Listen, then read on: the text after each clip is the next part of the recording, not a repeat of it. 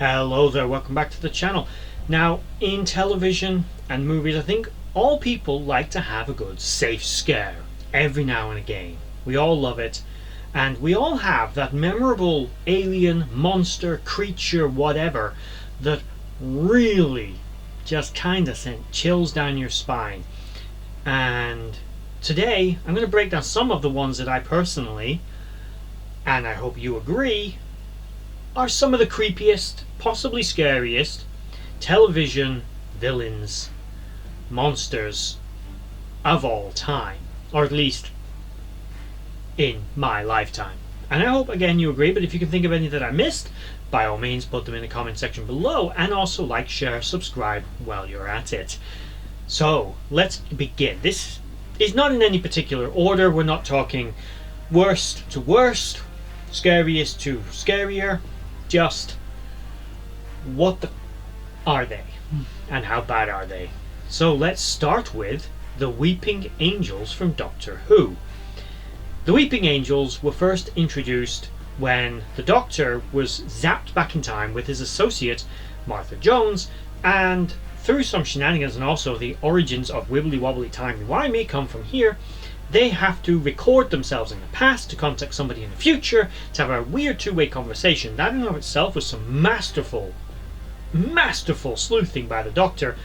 But the angels themselves, they're basically quantum-locked entities that as long as something is looking at them, which I can only assume really means something intelligent is looking at them and not a fly, but as long as something is looking at them, they can't move. They become, it's like a defense mechanism. They become quantum locked. They turn to stone. They can only move when something's not looking at them. In terms of general appearance, they generally appear like a stone statue of a human woman with wings, basically an angel, known as the Weeping Angels. Although they have many other names, this is the one that humans would come to know them by most.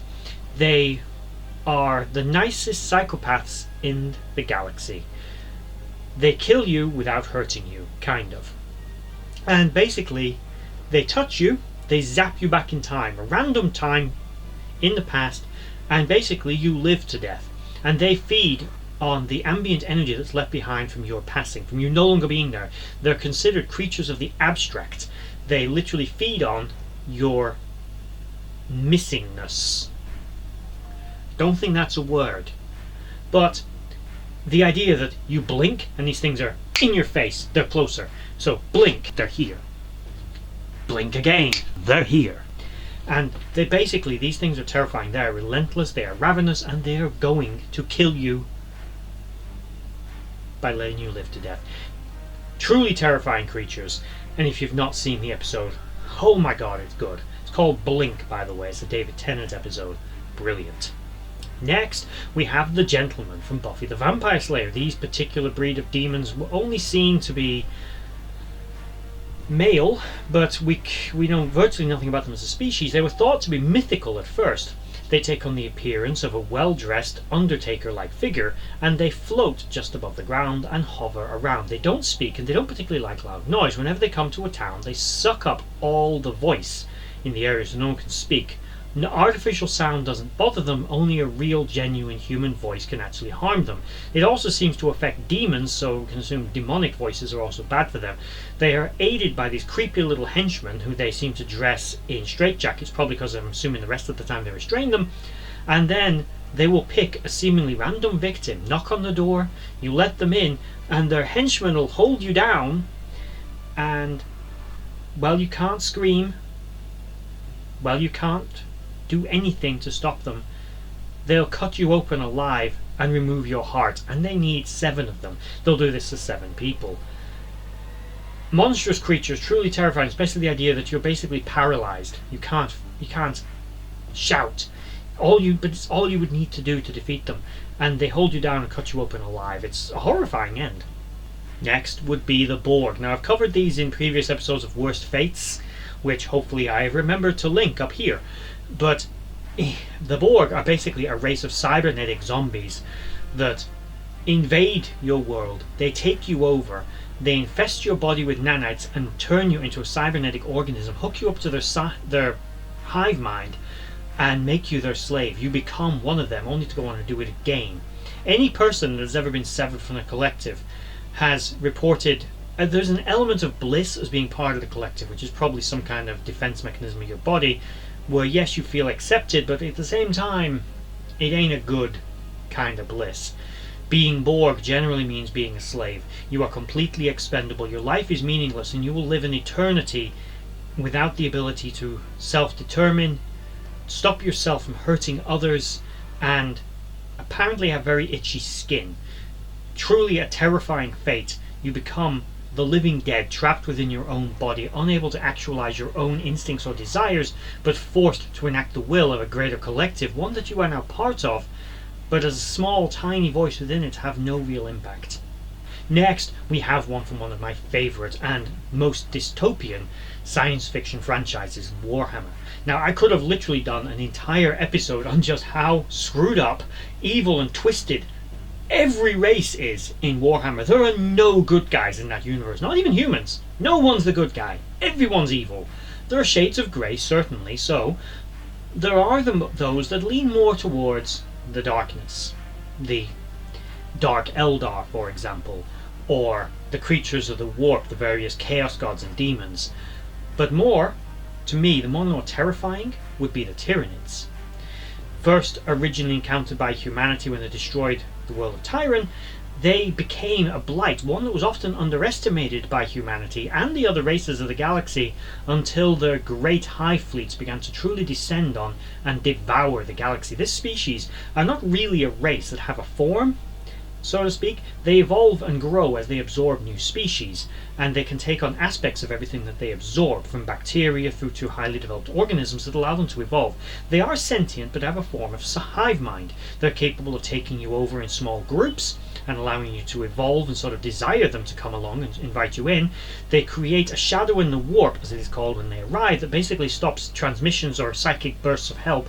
They make all the psychic go crazy, and they basically block communication or any warp vessels from getting in to stop them. There are other ways, other races like the Necrons, they can still get in and out, but the Tyranids, they basically, once they invade, they're very hard to dislodge.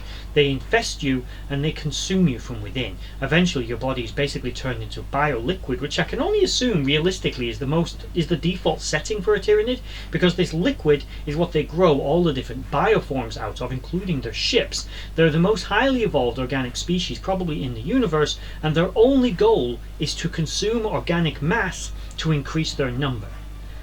And they are truly horrendous. If you are shot by one of their weapons, if you can call it a weapon, it's basically a projectile laden with parasites that's going to infest you and turn you into the Tyranids. Horrifying end. Next would be one of my seldom touched on franchises, and that is from Grimm. Now, this particular race, I'm going to butcher the pronunciation, so I had to write it down in order to try and phonetically speak it. Hang on.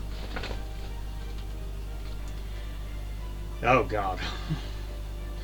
The Jinamaru Zintu. Let's pretend I said that correctly. I didn't. This is an insect-like species of Vesson that are fly-like in appearance and infest other beings with larvae, nasty little parasites in your eyes that eat your eyes out until eventually you scream with blood coming out your eyes and little worms flicking out. It's gross and horrible and disgusting, and quite frankly, who wants anything to do with that?